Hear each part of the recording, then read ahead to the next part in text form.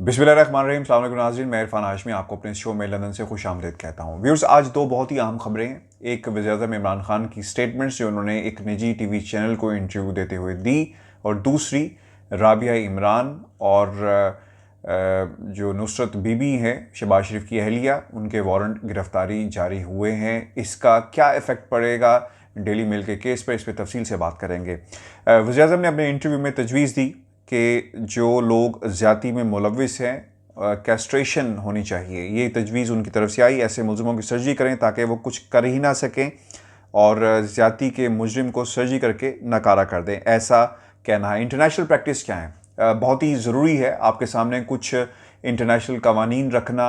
वज़ीर-ए-आज़म इमरान खान ने अगर ये बात कही है तो इसके पीछे असल में कहानी क्या है? The process has been in use since the 20th century. America की हम बात कर रहे हैं. When the approximately 60,000 mentally disabled male prisoners were castrated in America, more recently, same states have made voluntary surgical castration an option for male sex offenders who are faced with lengthy jail sentences. The fact that it lowers their sex drives and should essentially diminish their desire to act as sexual impulses, which should provide an effective form of rehabilitation. ऐसे लोग हैब्यूचुअल होते हैं और उन्हें ऐसा काम करने में तस्कीन मिलती है, इसलिए ये कवानीन बनाए गए थे 1996 के अंदर। बहुत सारी ऐसी स्टेट्स हैं अमेरिका में जहाँ पर इस कानून को बाकायदा लेजिस्लेशन भी की गई। ये इसके सयाक़ व सबाक़ थे जो आज वज़ीर-ए-आज़म इमरान खान ने बात कही। ये चीज़ आपके सामने, कानून रखना आपके सामने बहुत ही ज़रूरी था। इस पर हम बात करेंगे। पाकिस्तान से हमें ज्वाइन कर रहे हैं एक बार फिर अज़हर सदीक़ साहब। आप लॉयर हैं सुप्रीम कोर्ट के, उनका इनटेक लेना बहुत ही ज़रूरी है। अज़हर साहब, बहुत शुक्रिया आपके वक्त का। इंटरनेशनल कवानीन क्या है मैंने आपके सामने रख दिए। आपकी क्या टेक है ये जो स्टेटमेंट वज़ीर-ए-आज़म की तरफ से सामने आया, क्या कहेंगे इस हवाले से? बहुत शुक्रिया Irfan. First of all, before building my case या my point of view, I totally support जो इमरान खान साहब करने को जा रहे हैं, जो आपने अभी वेबसाइट के हवाले से भी बड़ी डिटेल में आपने बताया। देखें, उसकी बुनियादी वजह जो समझ नहीं है हमें। आपको याद होगा कि ज़ैनब वाक़या जब हुआ कसूर का, तो उस पर सुप्रीम कोर्ट ने आज खुद नोटिस लिया था। और आपको याद है वेब के हवाले से बातें सामने आई। शायद मसूद ने भी प्रोग्राम किए और वो बात अंधेरों में बात चली गई, और उसकी वजह थी वो बुनियादी तौर पर बिल्ड करने की कोशिश की थी कि एक बड़ा सीरियस इशू है। और सीरियस इशू इस तरह इसी सुप्रीम कोर्ट की तवज्जो की वजह से मियां जस्टिस साकिब निसार साहब के दौर के अंदर जिन्होंने इस मैटर को टेकअप किया, तो ज़ैनब अलर्ट बिल बना। और वो उस वक्त भी सुप्रीम कोर्ट की अपनी इंटरवेंशन की वजह से ही डे टू डे ट्रायल ये चला, और ट्रायल कंक्लूड सुप्रीम कोर्ट की हद तक हमने देखा कि गालिबन महीने के अंदर अंदर या 2 महीने के अंदर अंदर ये ट्रायल कंक्लूड हो गया। और उसके बाद उस बिल के बाद उम्मीद की जाती थी कि हालात और वाकयात कुछ बेहतर हो सकेंगे, बड़ी चीजें कहीं, बड़ा कुछ, लेकिन हम वो रिजल्ट हासिल नहीं कर सके। अब इसी केस को अगर आप देखें और तवज्जो दें कि जो ये गैंग है आबिद वगैरह, ये सारे, ये 2013 में भी इस तरह का वाकया वहां पर बावलपुर के बावलनगर के एरिया में किया, और डीएनए उस वक्त के मौजूद थे। क्रेडिट दे रहे थे कि शहबाज शरीफ साहब ने कोई फोरेंसिक की लेबॉर्टरी लगा ली। ये 2013 का वाकया, फोरेंसिक लेबॉर्टरी तो भी 2-2.5 साल या 3 साल हुए जब ये लगी है। तो जो समझना है कि उस वक्त भी ये वाकया था और ये बात नहीं रुकी। वजह क्या है? ये एडिक्शन है। जब एक आदमी को ये एडिक्शन पड़ जाए तो इस एडिक्शन का नुकसान क्या होना है, हालात और वाकयात क्या बनने हैं, आप समझ सकते हैं कि ये मामला किस तरफ को जाने हैं। और साथ साथ अगर थोड़ा सा और चीजों को अगर आप गौर से देखें, आप यानी इसी सड़क के ऊपर इससे पहले भी वाकया हो चुका है और ये चीजें रुकी नहीं है। और अगर आप मिसाल लेते हैं सऊदी अरब की, श्रीलंका की लेते हैं, चाइना की लेते हैं, कि वहां पर वजह है कि वहां पर ये सजाएं इस तरह की मौजूद है। सऊदीया के अंदर अगर दीन इस्लाम का कॉन्सेप्ट देने से पहले अगर मैं आपको ले चलूँ ज़ियाउल हक साहब के दौर में, उस पीरियड में अगर आपको ले जाऊं कि जब वो पप्पू को बड़ा मशहूर वाकया था कि जब सारे हम कोड़े मारे गए थे, तो 10 साल तक ऐसा वाकया नहीं हुआ था। लेकिन उसके बाद क्या हुआ कि यहाँ so called human right organisation ने शोर बड़ा डाला, और अब भी वो सजाए मौत को रोकने के पीछे वो 295C की बात है, जो तौहीन रिसालत के हवाले से सजा है।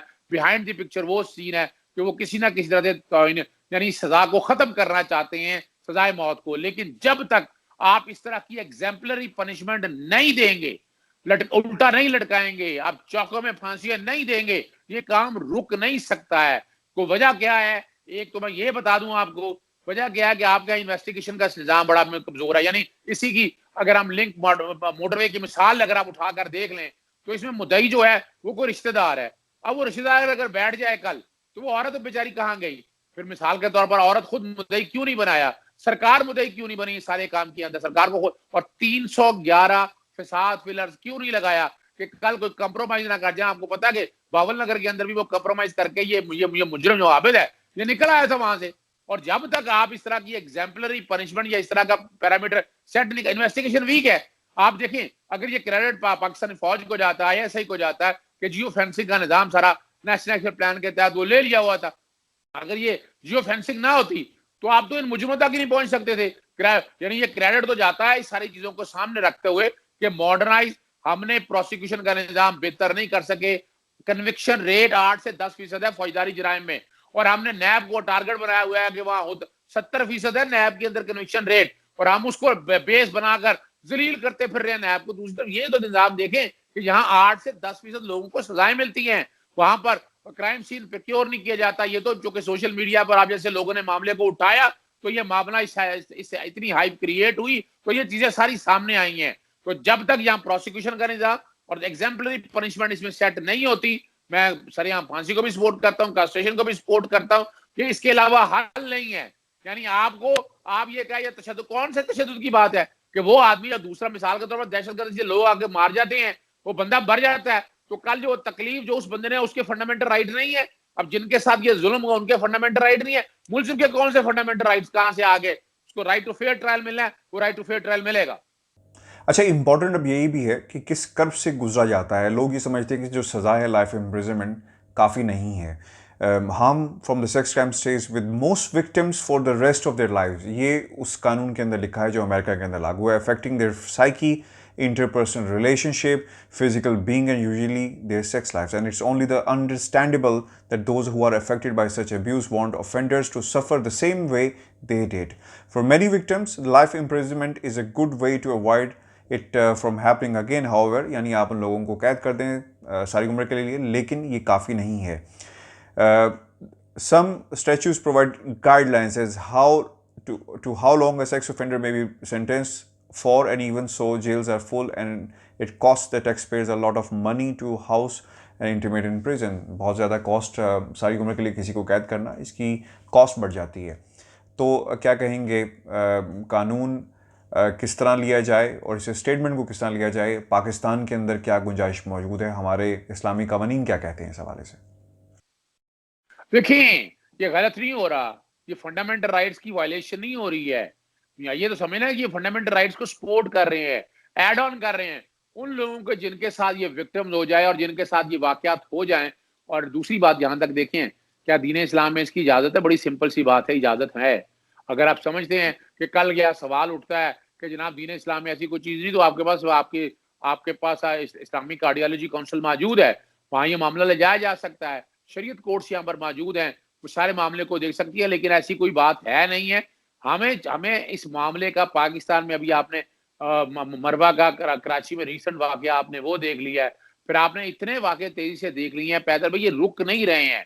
یعنی اگر آپ نے زینب الرٹ بل کو سامنے رکھ کے سزائیں وہ بنا بھی دی ہیں، رک نہیں پا رہے. اور رکنا وجہ کیا ہے کہ یہاں پر مجرم یا ملزم بڑا شاطر ہوتا ہے، طاقتور ہوتا ہے، یا اس کو لت لگ گئی ہوتی ہے. یہ سارے معاملہ کو جب لے کر وہ چلتا ہے تو اسے قانون میں اتنے سکم نظر آتے ہیں، انویسٹیگیشن کے نظام میں اتنے سکم، حالات اور واقعات میں اتنے سکم نظر آتے ہیں، تو اس کے لیے پتا ہے کہ ہونا کچھ نہیں ہے. وہ تھوڑی دیر کے لیے تکلیف برداشت کر لے گا جیل کی، لیکن باہر آ کے پھر وہ اس عمل سے اس سارے پروسیس کے اندر اپنے آپ کو انوالو اس کی رکھے گا کہ اس کو پتا ہے کہ تھوڑی سی دیر کے لیے یہ پروسیس ہے، میں گزر جاؤں گا، لیکن مجھے پتا ہے کہ میں نے باہر آ جانا ہے.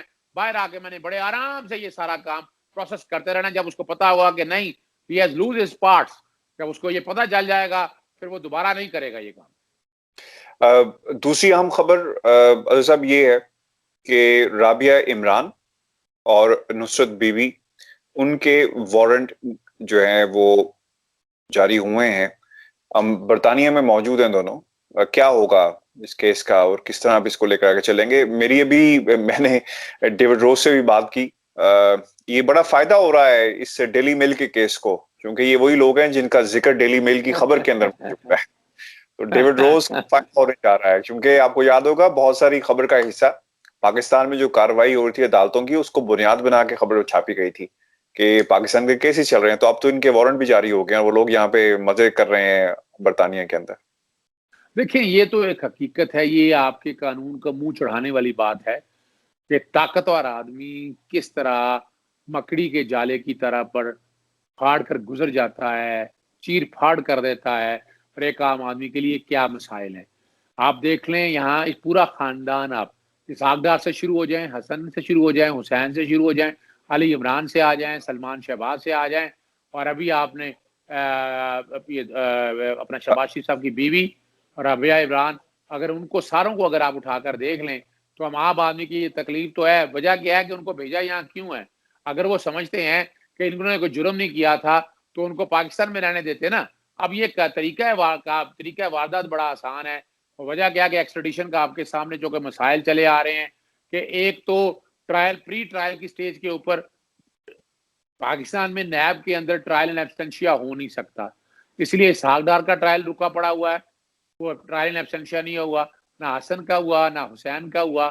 اس طرح ان کی حد تک بھی یہ پروسیس جو ہے نا وہ کورٹ نے کرنا ہے، چونکہ ان کا ٹرائل اینڈ ایبسٹینشیا ہو نہیں سکتا. وہ اویلیبل وارنٹ، اس کے بعد نان اویلیبل وارنٹ. یہ نان اویلیبل وارنٹ یہ ہے، اب ڈیپینڈ کرتا ہے کہ یہاں جب ہماری ہائی کمیشن جب ایگزیکیوٹ کرانے جاتی ہے تو ایگزیکیوشن کر کے اس کو پکڑ سکتی ہے. قانون اس بات کی اجازت دیتا ہے کہ جب آپ وارنٹ کے لیے جب ایگزیکیوٹ کرانے جاتے ہیں تو اس کو گرفتار کر کے آپ متعلقہ حکام کے حوالے کر سکتے ہیں کہ وہ پاکستان ڈیپورٹ کریں. لیکن وہ ڈیپورٹ کرنے کے حوالے سے وہ انگلستان کے وہ قوانین آ جائیں گے. وجہ ہے کہ ہم نے آج تک mutual legal assistance criminal matters act 2020 کو ابھی تک پاس نہیں ہونے دیا ہے، اور وہ جب تک نہیں پاس کرتے تو یہاں ایکسٹریڈیشن کے حوالے سے اور یہ سارے معاملات میں بڑی دقتیں آئیں گی. حالانکہ علیحدہ بات ہے کہ اپنا UN کنونشن آن کرپشن 2005 موجود ہے، پاکستان سگنیٹری ہے، لیکن وہ کیا کریں کہ یہاں پر سکم ہی اتنے زیادہ ہیں کہ وہ اس کا فائدہ اٹھاتے ہیں، اور اس فائدے کا جو ڈس ایڈوانٹیج پاکستانی نظام میں عدم اعتماد کی شکل میں آتا ہے کہ لوگ تکلیف میں دیکھتے ہیں کہ ایک بڑے آرام سے قانون سے بچنے کا طریقہ. ابھی نواز شریف بھی آپ نے دیکھ لیا ہے، نواز شریف بھی چکما دیکھ کے جس طرح بھی جس سسٹم سے نکل کے چلا گیا ہے، اب اس کو پاکستانی عدالتوں کے سامنے لانا کتنا مشکل پیش آ رہی ہے، کتنی دقت پیش آ رہی ہے. لیکن یہاں پاکستان کو بحیثیت سٹیٹ سخت ایکشن لینے ہوں گے کہ اگر آپ نے تمام ملزمان برابر ہے، طاقتور ہو، جتنا مرضی سیاسی ہو، ان کو قانون کی گرفت میں لے کر آنا ہے. اس وارنٹ کو باقاعدہ نہ صرف ایگزیکیوٹ کرائیں بلکہ انگلینڈ کی گورنمنٹ کے ساتھ بھی بتائیں کہ یہ ہمارے کرپشن کے جیسے ڈیوڈ روز کہ یہ بڑی آسانی کی باتیں پیدا ہو رہی ہیں. وجہ ہے کہ یہ سارے وہی تو لوگ ہیں کہ جنہوں نے یہ سارا منی لانڈرنگ اور یہ پیسے کی ہیر پھیر کی جو کرپشن میں یا سارا معاملات کو اٹھا کر لے گئے. یہاں ڈیپینڈ کرے گا کہ پاکستانی گورنمنٹ، نیب ان معاملات کو انٹرپول کے ساتھ یا باقی حکومت برطانیہ کی فارن منسٹری کے ساتھ یا ان کی انٹیریئر منسٹری کے ساتھ معاملات کس طرح لیتی ہے تاکہ عدالتوں کے فیصلوں پر ایگزیکیوٹ ہونے ہیں. نواز شریف کے کیس میں جو کہ مجرم ہے انہیں سزا ہو چکی ہے، میں نے اس لیے وہ ذرا ڈسٹنگوش کرتا ہوں کہ انہوں نے آ کے یہاں سزا بھگت رہی ہے، وہ ایگزیکیوشن کا پروسیس ہے. یہاں ان کی اٹینڈنس کا پروسیس ہے، تو اٹینڈنس کے پروسیس میں بائی پاس ایکسٹریڈیشن لا بڑے آرام سے کر سکتے ہیں، اور اسی کا فائدہ ابھی تک اسحاق ڈار بھی اٹھا رہے ہیں اور حسن اور حسین بھی اٹھا رہے ہیں. ویورز یہ ہمارا آج کا پروگرام تھا. اپنے کمنٹس ہمیں ضرور بھیجیے گا. اور یہ جو نئی بحث پاکستان میں شروع ہوئی ہے ایسے جو لوگ اوفینڈرز ہیں ان کے حوالے سے، اس پہ آپ کی کیا رائے ہے؟ اور اپنا بہت سارا خیال رکھیے گا، چینل کو سبسکرائب کریں، اور یہ جو کیمیکل اینڈ سرجیکل کیسٹریشن ہے اس پہ اپنے کمنٹس ہمیں ضرور بھیجیے گا. مجھے لندن سے اجازت دیجیے. اللہ نگہبان.